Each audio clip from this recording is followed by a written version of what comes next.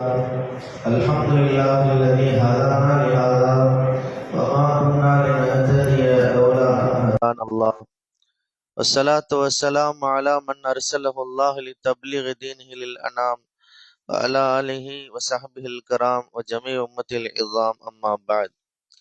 قال الله تعالى: فأعوذ بالله من الشيطان الرجيم. بسم الله الرحمن الرحيم.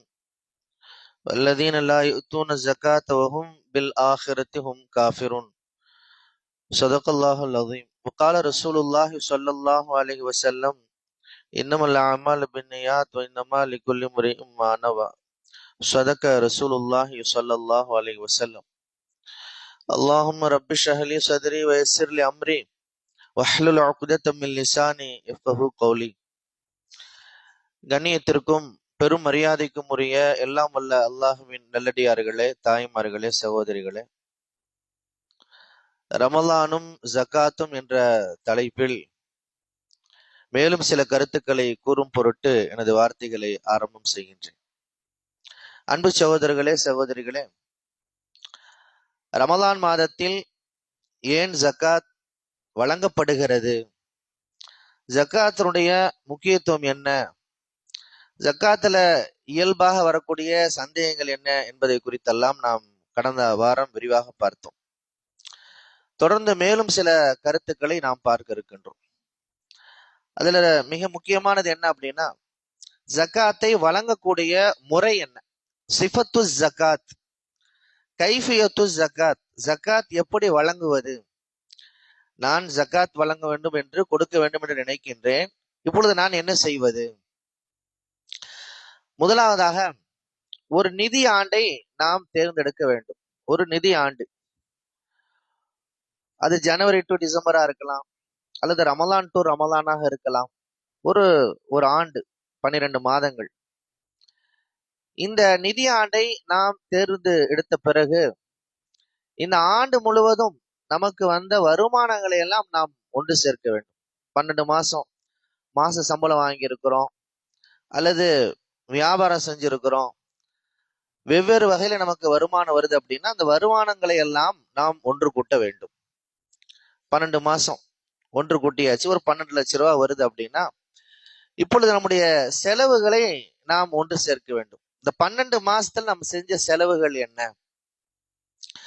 எல்லா செலவுகளையும் சேர்க்க வேண்டும். நமக்கு செய்த செலவு, நம்முடைய குடும்பத்தினருக்கு செய்த செலவு, நம்முடைய வாகனத்திற்கு செய்த செலவு, இப்படி எதுவெல்லாம் நம்முடைய செலவுகள் இருக்கின்றனவோ அவற்றையெல்லாம் நாம் செலவுகளை எல்லாம் ஒன்று சேர்க்க வேண்டும். அது நம்முடைய பயணங்களா இருக்கலாம், மருத்துவ செலவா இருக்கலாம், கல்வி செலவா இருக்கலாம், எல்லா செலவினங்களையும் ஒன்று சேர்க்க வேண்டும். ஒரு 10 லட்சம் ரூபாய் செலவு வருது, வருமானம் 12 லட்சம், செலவு 10 லட்சம் ஆயிருக்கு. இப்ப செலவுகளை கழித்து விட்ட பிறகு மீதம் இருக்கக்கூடிய தொகை நிசாபை அடைந்திருக்க வேண்டும். நிசாப் என்று மார்க்கம் ஒரு அற்புதமான ஒரு வரையறை சொல்கிறது.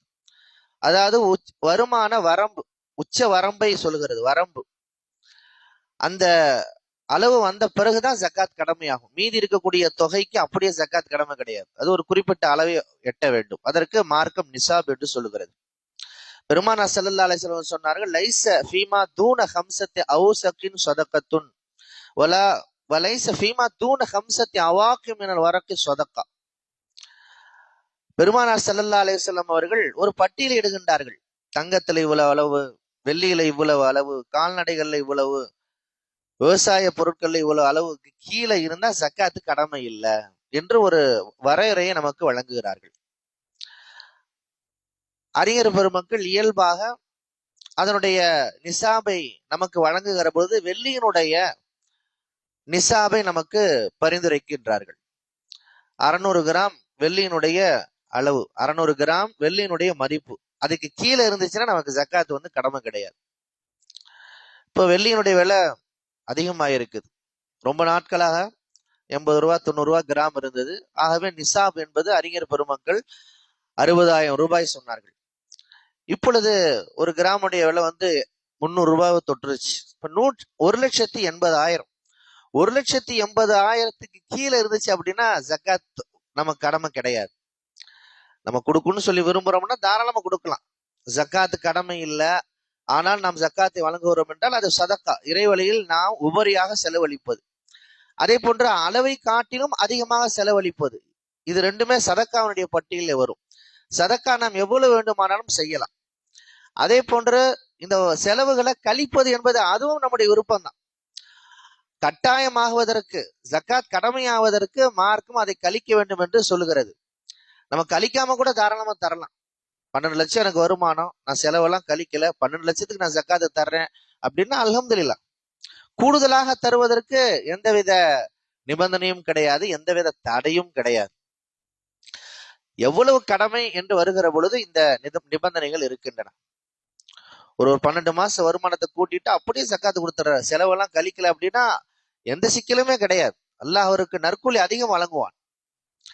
இவ்வளவுதான் என்று ஒரு இஸ்லாமிய அரசு கேட்கின்ற பொழுது தருவதற்கும், அல்லது நான் எவ்வளவு தர வேண்டும் என்று கேட்கிற பொழுது விடையாக வருவதுதான் இந்த முறைகள். இந்த முறையை நம்ம தாராளமா ஃபாலோ பண்ணாம அதை விட கூடுதலாக வழங்குவதற்கு நாம் முயற்சிக்கலாம். அதுல எந்த சந்தேகமும் கிடையாது, எந்த தவறும் கிடையாது. இப்ப வருமானத்தை கழிச்சிட்டோம், செலவெல்லாம் கூட்டிட்டு வருமானத்தை கழிச்ச பிறகு 2 லட்சம் இருக்குது. இப்பொழுது நிசாவுடைய அளவை விட கூடுதலாக இருக்கிறது, 1,80,000 ரூபாய் நிசாப், அதுக்கு விட கூடுதலாக இருக்கிற பொழுது இப்பொழுது ஜக்காத் கடமை 40 ஒன்று தர வேண்டும். அதாவது நம்ம 2.5% சொல்றோம், 2.5% வழங்குவது. இப்படி வழங்குகிற பொழுது ஒரு முக்கியமான அம்சத்தை, ஒரு சலுகையை மார்க்கம் வழங்குகிறது. உங்களுக்கு கடன் ஏதாவது இருந்தால் அந்த கடனை நீங்கள் வழங்கிவிட்டு, இப்ப 2 லட்சம் இருக்கு இல்லையா, இப்ப இந்த 2 லட்சத்துல நம்ம கடன் எவ்வளவு இருக்குன்னு சொல்லி நம்ம பார்க்கணும். அந்த கடனை வழங்கிவிட்டு மீதம் ஜக்காத் அந்த நிசாபுடைய அளவை அடைந்தால், உச்ச வரம்பை அடைந்தால் நாம் வழங்கலாம். வழங்குவது அப்பொழுது நம் மீது கடமையாகிறது. இப்போ 50,000 ஒருத்தருக்கு கடன் இருக்கிறது என்று சொன்னால், இப்போ 1,80,000 விட கூட இருக்கு, 2 லட்சம் ஒருத்தர் இருக்குது. இப்ப ஜக்காத் கடமை ஆயிருச்சு. ஆனா 50,000 கடன் தர வேண்டியது இருக்கிறது. இப்பொழுது 50,000 கடனை கழிச்சுட்டோம் அப்படின்னா இப்போ 1,50 ஆயிடும். அப்ப நிசாவோட குறைஞ்சிருது. இப்ப ஜக்காத் தரணுங்கிற அவசியம் இல்லை. இங்க கவனிக்க வேண்டிய விஷயம் என்ன அப்படின்னா, நாம் கடனை வழங்க வேண்டும், கடனை அடைச்சிடணும், கடனை கழிச்சிடக்கூடாது. பல பேர் என்ன செய்வாங்க அப்படின்னா, கடன் தொகைவுல இருக்குன்னு சொல்லிட்டு ஜக்காத் தராம இருந்துருவாங்க. கடனையும் அடைக்க மாட்டாங்க, ஜக்காத்தும் கொடுக்க மாட்டாங்க. இது பெரிய தவறு. கடன் தொகை எவ்வளவோ அவ்வளவு கொடுத்துருங்க. உங்கள்ட்ட 2 லட்சம் இருக்கு, 50,000 உங்களுக்கு கடன் இருக்கு, நீங்க இந்த 50,000 கொடுத்துருங்க. கொடுத்த பிறகு இருப்பதுதான் உங்களுடைய தொகை. அதுல ஜக்காத் கடமையா இல்லையான்னு சொல்லி நம்ம அதுக்கப்புறம் நம்ம பார்ப்போம். கடனையும் கொடுக்காம நாமளா கழிச்சிட்டு ஜக்காத்து இல்லைன்னு சொல்லி இருப்பது, இது இறைவனை ஏமாற்றும் செயல். இது மிகப்பெரிய ஒரு தவறு. பல சமயங்கள் நமக்கு நெருக்கடி இருக்காது, அந்த கடன் தொகை நம்ம அண்ணன்ட்ட வாங்கியிருப்போம், தம்பிட்ட வாங்கியிருப்போம், நண்பர்கள்ட்ட வாங்கியிருப்போம், தரணுங்கிற ஒரு நிர்பந்தம், உடனே கொடுத்தாங்கன்னு நிர்பந்தம் இருக்காது. ஆனால் நம்ம என்ன பண்ணுவோம், வருஷம் வருஷம் அந்த கடனை கழிச்சுக்கிட்டே வரும். அப்ப வருஷம் வருஷம் ஜக்காத்தே கடமையாக போயிடும். இது மிகப்பெரிய தவறு. ஜக்காத்தினுடைய அந்த மீதம் இருக்கக்கூடிய அந்த தொகையை, சேமிப்பு தொகையை நீங்கள் கடன் அடைத்து விட்டு பிற்பாடு வேண்டுமானால் அதை கழித்துக் கொள்வதற்கான சலுகை இருக்கிறது. இதுல இன்னொரு மிக முக்கியமான விஷயம் இருக்கிறது, நாம் அனைவரும் கவனத்திலே கொள்ள வேண்டிய ஒன்று. கடனை கழிப்பது என்று வருகிற பொழுது நம்முடைய வருமானம் அது தொடர்பான ஏற்பட்டிருக்கக்கூடிய அந்த கடனைத்தான் கழிக்க வேண்டும். இப்ப நகை வச்சிருக்கிறோம், ஒரு 30 பவுன் நகை இருக்குது, அதுல இருந்து நமக்கு ஜக்காத் கடமையாகுது அப்படின்னா, இப்பொழுது நம்முடைய கடனை கழிப்பதற்கான வாய்ப்பை மார்க்கம் வழங்கவில்லை. எனக்கு எந்த வருமானமும் கிடையாது, அதே சமயத்துல எனக்கு நிறைய கடன் இருக்கிறது, இப்பொழுது நான் நகை வைத்திருக்கிறேன், 40-50 பவுன் நகை வைத்திருக்கின்றேன், இப்பொழுது நகையிலிருந்து ஜக்காத் கடமையாகுது அப்படின்னா, அதனுடைய இந்த ஜக்காத்தை வழங்குகிற பொழுது என்னுடைய அன்றாட கடன் அந்த தொகையை கழிப்பதற்கு மார்க்கம் அனுமதி வழங்கவில்லை.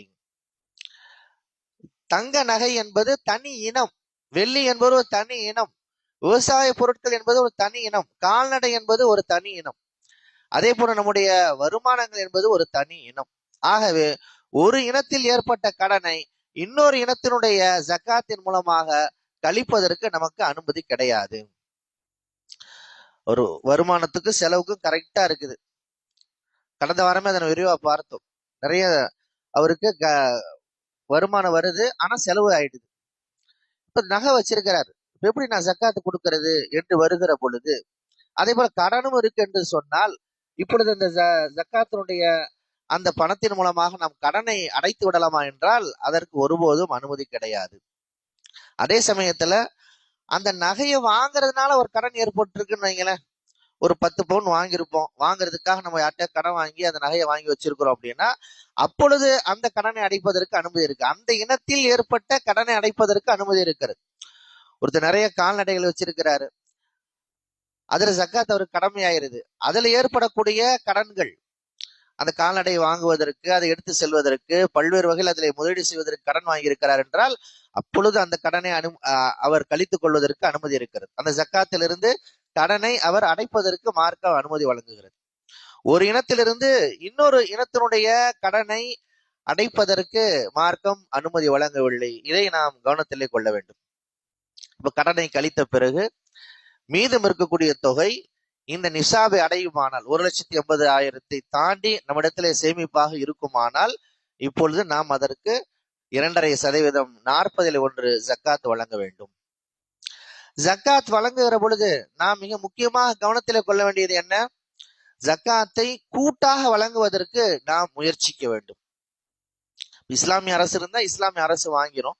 இஸ்லாமிய அரசு இல்லாத பொழுது அங்கே எது அதுக்கு அடுத்த ஸ்டேஜில் இருக்குதோ அந்த பெரிய அமைப்பு, பெரிய நிறுவனம் அதற்கான உரிமையை பெறுகிறது.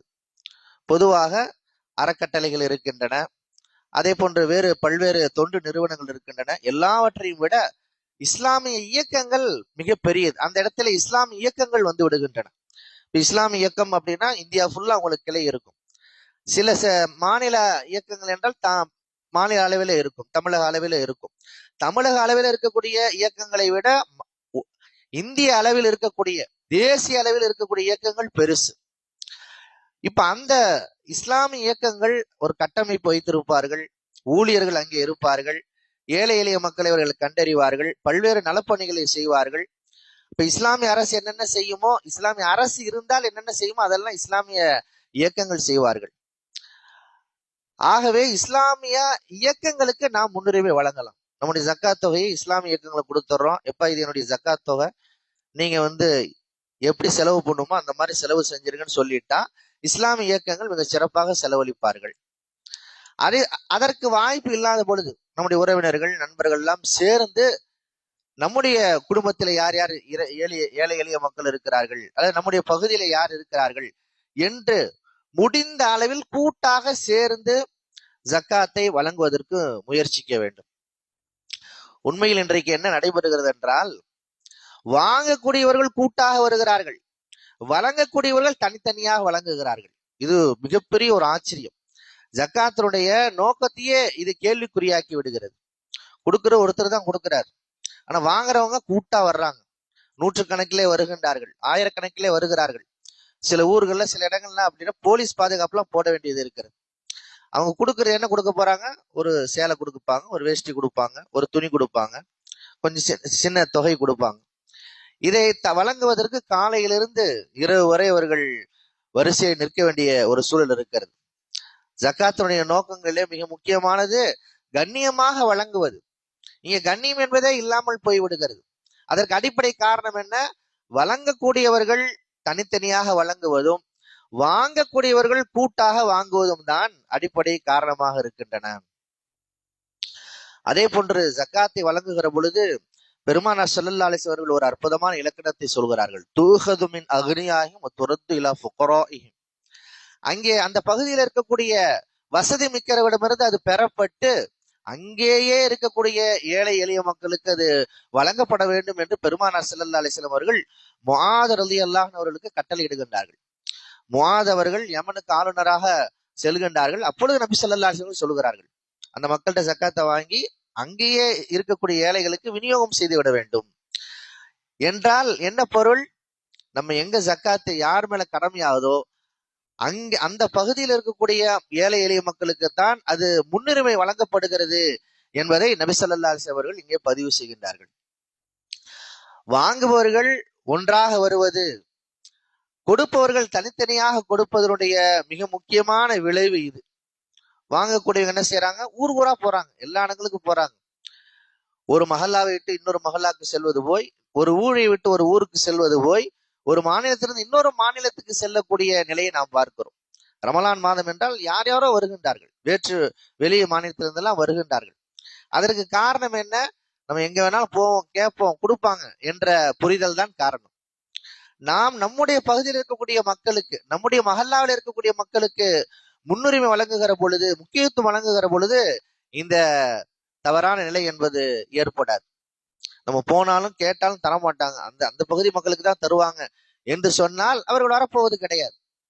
வழங்குபவர்களுக்கு பல்வேறு வகையான ரெஸ்பான்சிபிலிட்டி இருக்கிறது. அதே போல பெறுபவர்களுக்கும் பல்வேறு வகையான ரெஸ்பான்சிபிலிட்டி இருப்பதையும் மார்க்கம் தெளிவுபடுத்துகின்றது. இன்றைக்கு ஜக்காத் என்று வருகிற பொழுது மிகப்பெரிய ஒரு படையெடுப்பு. அதுல மிக முக்கியமாக பெண்கள் தான் இருப்பதை நீங்கள் கவனிக்க வேண்டும். வழங்கக்கூடியவர்கள் மிக முக்கியமாக எதை கவனத்தில் கொள்ள வேண்டும் என்றால், நாம் வழங்கினால் அது யாருக்கு எவ்வளவு பலனாகும் என்பதை பார்க்க வேண்டும். ஆண்களுக்கு வழங்குகிற பொழுது அது ஒரு குடும்பத்திற்கு சென்று சேருகிறது. பெண்களுக்கு வழங்கப்படுகின்ற பொழுது அது அவ்வாறு அந்த அளவிற்கு உறுதி செய்யப்படாது. அதனாலதான் பல பகுதிகளை நம்ம பார்த்தோம் அப்படின்னா பெண்கள் போறாங்க, அந்த குடும்பத்திற்கு கூடிய ஆண்களுக்கே தெரியாது. அவங்க அம்மா போவாங்க, தங்கச்சி போவாங்க, மனைவி போவாங்க, எங்க போறாங்க, என்ன வாங்கிட்டு வராங்கன்னே தெரியாது. தெரிஞ்சா அவங்க அவங்க சங்கடப்படுவாங்க. கணவனுக்கு தெரியாமல், தந்தைக்கு தெரியாமல், சகோதரனுக்கு தெரியாமல் பெண்கள், வயதானவர்கள் பல இடங்களுக்கு செல்கிறார்கள். நீங்கள் ஆச்சரியமா நீங்கள் அதை பார்க்கலாம். ஜக்காத் எங்கெல்லாம் வழங்கப்படுகிறதோ அங்கெல்லாம் பெண்கள் கூட்டம் ஏன் அலைமோதுகிறது என்பதை நீங்கள் பார்க்க வேண்டும். ஆண்கள்லாம் பெருசா இருக்க மாட்டாங்க. ஆண்கள் வந்தாலும் வயசானவங்க, ரொம்ப சிரமப்படுறவங்க தான் வருவாங்களே ஒழிய, பெண்கள் பல தரப்பு பெண்களும் வருகிறார்கள். இளம் பெண்கள் வருகிறார்கள், மூதாட்டிகள் வருகிறார்கள். ஏன் வருகிறார்கள் என்றால், அவர்களுக்கு ஒரு மகிழ்ச்சி, குடும்பத்துக்கு நம்ம ஏதாவது உதவி செஞ்ச மாதிரி இருக்கும், நம்ம ஒரு 4 இடத்துக்கு போய் ஏதாவது வாங்கிட்டு வருவோம், குடும்பத்துக்கு ஒரு ஹெல்ப்பா இருக்கும் அப்படின்னு சொல்லி அவர்களாக நினைத்துக் கொள்கிறார்கள். அவங்க போய் கேட்பதனால் அவர்களுக்கு மிகப்பெரிய பலன் எதுவுமே கிடையாது. அது குடும்ப உறுப்பினர்கள் ஆண்களுக்கு தெரிந்தால் சங்கடம் தான் பருவார்கள். ஆனாலும் அதையெல்லாம் மீறித்தான் பெண்கள் வருகிறார்கள். ஆகவே பெண்களுக்கு வழங்க வேண்டுமா என்பதை நாம் கவனத்திலே கொள்ள வேண்டும். இன்றைக்கும் பல பகுதிகளில் ஒதுக்குப்புறமாக இருக்கக்கூடிய பள்ளிவாசலுக்கு பெண்கள் செல்வதை நாம் பார்க்கின்றோம். நல்லா மெயினா இருக்கக்கூடிய பள்ளிகள்ல, எல்லாரும் வரக்கூடிய பள்ளிகள்ல அவங்க போக மாட்டாங்க, தெரிஞ்சு போயிரும். ஆகவே ஒதுக்குப்புறமான பள்ளிக்கு போவோம், யாசகம் கேட்போம் என்றெல்லாம் வருவதற்கான அடிப்படை காரணம் இதுதான். அவர்களுடைய ஆண்களுக்கு, குடும்பத்தில் இருக்கக்கூடிய ஆண்களுக்கு தெரியாமல் வருகின்றார்கள் என்ற புரிதலை நாம் ஏற்படுத்திக் கொள்ள வேண்டும். ஆக வழங்கக்கூடியவர்கள் இப்படி பல்வேறு அம்சங்களை கவனத்தில் கொள்ள வேண்டும். அவர்கள் எந்த பகுதியை சார்ந்தவர்கள், அவர்கள் ஆண்களா பெண்களா, நாம் வழங்குகிற பொழுது அது எவ்வளவு கூடுதலாக யாருக்கு அது பலனளிக்கும் என்ற பல்வேறு அம்சங்களை நாம் கவனத்தில் கொள்ள வேண்டும். 8 சாரார்களை திருமறை குர்ஆன் சொல்லுகிறது. இன்னம ஸதகாத் லில் ஃபுகராஇ வல் மசாகீன், சூரா தௌபாவுடைய 60வது வசனத்திலே அல்லாஹ் மிக அற்புதமாக சொல்லுகின்றான், இந்த சதக்காக்கள் இந்த 8 சாராருக்கு வழங்க வேண்டும். அறிஞர் பெருமக்கள் இந்த 8 சாராரை மையப்படுத்தி 5 முக்கியமான நோக்கங்களை நமக்கு வெளிப்படுத்துகிறார்கள். இந்த 8 வகையை அல்லாஹ் பிரிச்சிருக்கிறதுல மிக முக்கியமாக 5 நோக்கங்கள் இருக்கின்றன. இந்த ஜக்காத்துடைய நோக்கங்களை இந்த வசனத்தின் வாயிலாக நமக்கு சொல்லுகிறார்கள். முதலாவது, ஒரு மனிதனுக்கு, சக மனிதனுக்கு அடிப்படை வாழ்வாதாரம் இந்த ஜக்காத்தின் மூலமாக வழங்கப்பட வேண்டும்.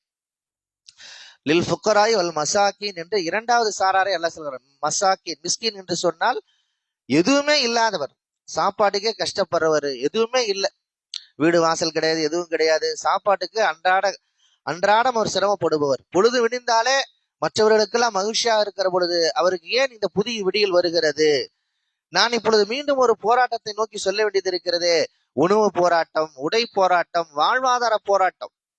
இந்த மனிதர்கள் மசாக்கியங்கள். ஆக ஒரு மனிதன், சக மனிதன், நம்மோடு வாழ்கிற மனிதன் உணவு இல்லாமல் இருந்து விடக்கூடாது, உடை இல்லாமல் இருந்து விடக்கூடாது. அடிப்படை வாழ்வாதாரம் அவனுக்கு வழங்கப்பட வேண்டும் என்பது மிக முக்கியமான நோக்கம். 2வது, கண்ணியமாக வாழச் செய்வது. ஜக்காத்துடைய மற்றொரு முக்கியமான நோக்கம் என்ன? கண்ணியமாக வாழச் செய்வது. ஒரு சக மனிதனை கண்ணியத்தை நோக்கி அவனை அழைத்து செல்வது. இந்த 8 சார்ல கடனாளிகளை அல்லாஹ் சொல்லுகிறான். ஒலில் காரிமீன் என்று அல்லாஹ் சொல்லுகிறான். காரிமீன் என்று சொன்னால் கடனாளிகள். பல காரணங்களால, மருத்துவ செலவுனால, கல்வி செலவுனால மிகப்பெரிய கடனுக்கு உள்ளாகி இருப்பார்கள். கடனெல்லாம் அவங்க அழைக்க முடியாது. அவங்க சம்பாதிக்கிறத அவங்க செலவுக்கு தான் கரெக்டா இருக்கும். அது கடனை அடைக்கவே முடியாது. அவர்கள் கடனை அடைத்தால் அவருடைய வாழ்வாதாரம் பாதிக்கப்படும். இப்படிப்பட்ட மக்கள் நம்மோடு பல பேர் இருக்கிறார்கள், ஆயிரக்கணக்கில் லட்சக்கணக்கில் இருக்கிறார்கள். இப்பொழுது கடன் அடைக்கப்பட்டால் அவர் ஒரு கண்ணியமான வாழ்க்கையை பெறுவார்கள். அதே போன்று மூன்றாவது நோக்கம் என்ன? மகிழ்ச்சிகரமான வாழ்க்கையை உறுதி செய்வது. அல்லாஹ் முதலாவது சாரார், ஃபர்ஸ்ட் சாராரே அல்லாஹ் யாரை சொல்கிறான்? இன்னம சதகாத் லில் ஃபுக்கரா, ஃபுக்கராக்களுக்கு என்று அல்லாஹ் சொல்கிறான். ஃபுக்கராக்கள் என்று சொன்னால் அவர்கள் அன்றாட வாழ்வாதாரம் பெற்றவர்கள். ஒரு வீடு வாடகை வச்சிருப்பாங்க, அல்லது சொந்த வீடு கூட இருக்கும்.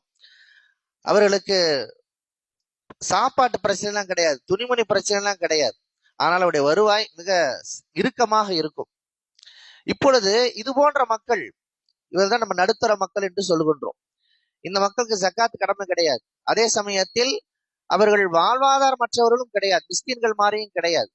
ஆனால் இவர்கள் எந்தவித மகிழ்ச்சிகரமான வாழ்க்கையும் பெறாதவர்கள். ஒரு ஒரு இடத்துக்கு போகணும்னு சொல்லி விரும்புவாங்க, பணம் இருக்காது. ஒரு நல்ல உணவு சாப்பிடணும்னு சொல்லி நினைப்பாங்க, பணம் இருக்காது. இப்படிப்பட்ட மக்களை ஜக்காத் தொகை ஏன் வழங்கப்பட வேண்டும் என்றால், ஒரு சக மனிதன் ஒரு அடிப்படையான மகிழ்ச்சிகரமான வாழ்க்கையை அவன் அடைய வேண்டும் என்பதற்காக. அதே போன்று மிக முக்கியமான நான்காவது நோக்கம் என்ன? ஒரு மனிதனுடைய தரத்தை உயர்த்துவது, சக மனிதனுடைய தரத்தை உயர்த்துவது. அவர் வாழ்வாதாரம் இருக்குது, எல்லாமே இருக்கிறது, ஆனாலும் ஜக்காத் இதுவரையும் கடமையாகல. நம்ம கொடுக்கக்கூடிய ஜக்காத் தொகையின் மூலமாக அவர் தன்னுடைய வியாபாரத்தை அடுத்த கட்டத்திற்கு கொண்டு செல்லலாம், அல்லது வியாபாரத்துடைய அல்லது தொழிலினுடைய மூலப்பொருளை வாங்கலாம். அப்படி வாங்குவதன் மூலமாக அவர் அடுத்த கட்டத்திற்கு செல்கிற பொழுது ஒரு குறிப்பிட்ட சில ஆண்டுகளில் அவர் ஜக்காத் வழங்குபவராக கூட மாறிவிடலாம்.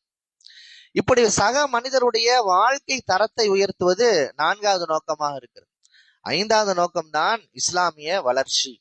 இந்த 8 சாரார்ல அல்லாஹ் 2 சாராரை ஃபீ சபீலில்லாஹ் என்றும், அதே போன்று ஆமிலீன் அலைஹா என்றும் அல்லாஹ் சொல்கின்றார். வல் முஅல்லஃபத்தி குலூப், 3 சாராரை சொல்கின்றார். இந்த 3 சாரார் யார் அப்படின்னா, மார்க்க வளர்ச்சிக்காக பாடுபடக்கூடியவர்கள், மார்க்க பணியில ஈடுபடக்கூடியவர்கள், மார்க்க பிரச்சாரத்திற்காக, மார்க்கத்துடைய பல்வேறு சேவைகளுக்காக தங்களை ஈடுபடுத்தி கொண்டவர்கள். ஆக மார்க்க வளர்ச்சி என்பது இந்த ஜக்காத்தினுடைய மிக முக்கியமான பிரதான நோக்கமாக இருக்கின்றது. ஆக இந்த 5 நோக்கங்களை அறிஞர் பெருமக்கள் குறிப்பிடுகிறார்கள். ஆக இந்த பர்பஸை நாம் கவனத்தில் கொள்ள வேண்டும். இந்த நோக்கங்களை புரிந்து கொண்டு நாம் ஜக்காத்தை வழங்க வேண்டும். பெருமானார் ஸல்லல்லாஹு அலைஹி வஸல்லம் அவருடைய காலகட்டத்திலே இந்த ஜக்காத்தை குறித்து, இறைவழியில் செலவழித்தலை குறித்தெல்லாம் பேசப்படுகிற பொழுதெல்லாம் எல்லோரும் வழங்குவதற்கு தயாரானார்கள், எல்லோரும் வழங்குவதற்கு தயாரானார்கள். ஜக்காத்தினுடைய இந்த நோக்கங்கள் வெற்றி பெற வேண்டும் என்றால் அதில் மிக முக்கியமான ஒரு நிபந்தனை என்ன? வாங்கக்கூடியவர்கள் குறைவாக இருக்க வேண்டும். ஜக்காத் கொடுப்பதற்கு அவர்களுக்கு அதற்கான வாய்ப்பு இல்லாவிட்டாலும் கூட, நான் ஜக்காத்தை வாங்க மாட்டேன், நான் நன்றாக இருக்கிறேன், என்னுடைய வாழ்வாதாரம் நன்றாக இருக்கிறது, ஆகவே என்னை விட சிரமப்படுபவர்களுக்கு நீங்கள் வழங்குங்கள் என்று சமூகத்திலே பெருவாரியான மக்கள் வருகின்ற பொழுது, ஜக்காத்தை பெறக்கூடாது என்ற முடிவுக்கு வருகிற பொழுதுதான் இந்த நோக்கங்கள் எல்லாம் நிறைவதற்கான வாய்ப்பு இருக்கிறது. துரதிருஷ்டவசமாக சமூகத்திலே ஆண்டுதோறும் வழங்கக்கூடியவர்கள் வழங்கி கொண்டே இருக்கிறார்கள், வாங்கக்கூடியவர்களுடைய எண்ணிக்கை பெருகி கொண்டே செல்கின்றது. அதற்கு காரணம் என்ன? இறை வழியில் செலவழித்தலை குறித்து அதிகமாக சொல்லப்பட்டு யாசகம் கேட்பது அல்லது ஜக்காத்துடைய பொருட்களை பெறுவது என்பது ஒரு நமக்கு தகுதி இல்லை, தேவையுடையவர்கள் நம்மை விட இன்னும் அதிகமாக இருக்கின்றார்கள், அவர்களுக்கு செல்லட்டும் என்கின்ற பெருந்தன்மை இல்லாமல் போனதுதான் மிக முக்கியமான காரணம். ஆகவேதான் நபித்தோழர்கள் யாராவது அவர்களுக்கு வழங்கினால் அது ஜக்காத்தா என்று கேட்பார்கள். அன்பளிப்பு என்றால் பெற்றுக்கொள்வார்கள், ஜக்காத் என்று சொன்னால் அவர்கள் வாங்க மாட்டார்கள். ஏனென்றால் பெருமானார் ஸல்லல்லாஹு அலைஹி வஸல்லம் அவர்கள் தங்களுக்கு ஜக்காத்தை ஹராமாக்கி கொண்டார்கள். ஜக்காத் தொகையை தனக்கும் தன்னுடைய குடும்பத்தாருக்கும் பெருமானார் ஸல்லல்லாஹு அலைஹி வஸல்லம் அவர்கள் தடை செய்து கொண்டார்கள். கியாமத் வரை முஹம்மது ஸல்லல்லாஹு அலைஹி வஸல்லம் அவருடைய சந்ததிகளுக்கு ஜக்காத் வழங்குவது தடை செய்யப்பட்டிருக்கிறது.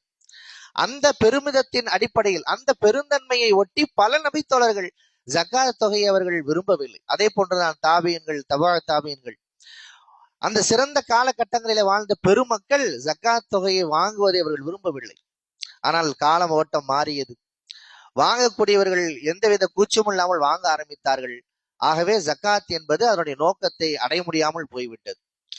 நபித்தோழருடைய காலகட்டத்திலும் சரி, அதற்கு அடுத்த காலகட்டத்திலும் ஜக்காத்தை வாங்குவதற்கு ஆள் இல்லாத ஒரு நிலை இருந்தது. இன்றைக்கு அப்படி இல்லை. அதற்கு காரணம் என்ன? வழங்கக்கூடியவர்கள் குறைவாகவும் வாங்கக்கூடியவர்கள் அதிகமாக இருப்பதும் தான் அடிப்படை காரணம். இந்த அடிப்படையில் வழங்கக்கூடியவர்களுக்கு பல்வேறு பொறுப்புணர்வுகள் இருப்பது போலவே வாங்கக்கூடியவர்களுக்கும் பல்வேறு பொறுப்புணர்வுகள் இருக்கின்றன. இந்த பொறுப்புணர்வுகளை புரிந்து கொண்டோமானால் ஜக்காத் மிகச் சிறப்பான முறையிலே அதனுடைய நோக்கங்களை அடையும் என்பதில் எந்த சந்தேகம் இல்லை. ஜக்காத்தை நாம் வழங்கக்கூடியவர்களாக இறை வழியில் செலவழிப்பவர்களா நாம் ஆக வேண்டும். பெருமானார் ஸல்லல்லாஹு அலைஹி சொல்கிறார்கள், அல் யதுல் உல்யா கைரும் மின் யதி சுஃப்லா. வாங்கக்கூடிய கரத்தை விட வழங்கக்கூடிய கரம் சிறந்தது நபி அவர்கள் சொல்கிறார்களே, அத்தகைய வழங்கக்கூடிய கரங்களாக நம்மை அல்லாஹ் ஆக்குவானாக என்று பிரார்த்தனை செய்து இந்த அளவில் நிறைவு செய்து கொள்கிறேன். பாரக்கல்லாஹ் லனா வலக்கும் ஃபில் குர்ஆனில் அஸீம் வ நஃபஅனா வ இய்யாக்கும் பில் ஆயாத்தி வ ஸிக்ரில் ஹக்கீம். இன்னஹு தஆலா ஜவ்வாதுன் கரீம் மலிகுன் கதீமுன் பர்ரூஃபுர் ரஹீம் வ ரப்புன் ஹலீம்.